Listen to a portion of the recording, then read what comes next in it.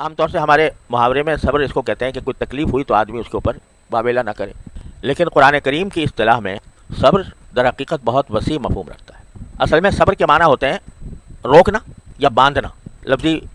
لغوی معنی، لغت میں اگر دیکھا جائے تو صبر کے لفظی معنی ہے باندھنا اور روکنا۔ پہلے زمانے میں ایک طریقہ ہوتا تھا کہ کسی شخص کو سامنے کو سزا دے دیا جاتی تھی، کسی سے انتقام لیا جاتا تھا، تو سامنے اس کو باندھ کر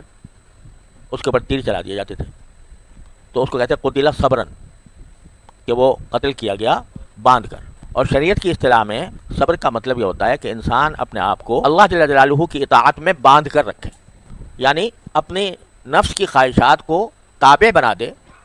اللہ جل جلالہ کے احکام کے، کہ جب نفس اور شیطان انسان کو کسی طاعت سے برگشتہ کر رہے ہوں، مثال کے طور پر نماز کا وقت ہے یا اور جو انسان معمولات ہوتے ہیں ذکر کے شغل کے، اس کا وقت ہے، لیکن سستی ہو رہی ہے،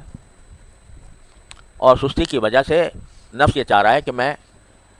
یہ طاعت نہ کروں، اس وقت میں اپنے آپ کو باندھنا اور نفسانی خواہش کی مخالفت کر کے وہ کام کرنا، جس کو میں اس طرح تعبیر کرتا ہوں کہ اپنے اوپر زبردستی کر کے کام کرنا، یہ صبر ہے۔ ایک گناہ کا تقاضا دل میں پیدا ہو رہا ہے، دل اس کے لیے مچل رہا ہے کہ یہ گناہ کر لوں، بد نگاہی کر لوں، کوئی جھوٹ بول دوں، کوئی غیبت کر لوں، نفس اس کے لیے انسان کو مجبور کر رہا ہے، تو اپنے آپ کو باندھ کر اس عمل سے آدمی رک جائے زبردستی کر کے، یہ صبر ہے۔ جنت انعام ہے در حقیقت صبر کا، صبر علی الطاعہ، طاعت کے اوپر انسان اپنے آپ کو باندھے، صبر عن المعصیہ، معصیت سے بچنے کے لیے انسان اپنے آپ کو باندھے، اور صبر علی المصیبہ، تیسرا کہ جب تکلیف آ جائے تو اس پر صبر کرے۔ یہ تکلیف والی صبر جو ہے آخر میں آتی ہے، اصل صبر طاعت کا ہے، طاعت پر ہے، معصیت پر ہے، اور پھر آخر میں مصیبت پر، کہ کوئی تکلیف پہنچ گئی تو اس پر آدمی صبر کرے۔ تو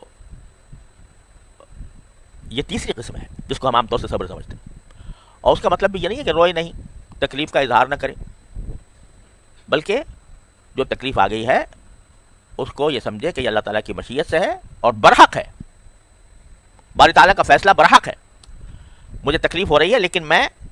اس پر مجھے کوئی شکوہ نہیں، گلہ نہیں اللہ تعالیٰ سے، اس کے جو فیصلہ ہے وہ برحق ہے، میں اس پر راضی ہوں۔ یہ تین باتیں، صبر علی الطاعہ، صبر عن المصیبہ، صبر عن المعصیہ، اور صبر علی المصیبہ، یہ تین چیزیں ہیں جو صبر کے مختلف اقسام ہیں، اور اس پر فرمایا گیا کہ انما یوفی الصابرون اجرہم بغیر حساب، ان کا اجر بے حساب ہوگا۔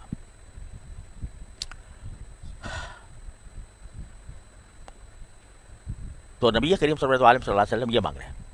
اللہم اجعلنی صبورا، اے اللہ مجھے بہت صبر کرنے والا بنا۔ بہت صبر کرنے والے کے معنی یہ کہ صبر کی ہر قدم پر ضرورت پڑتی ہے،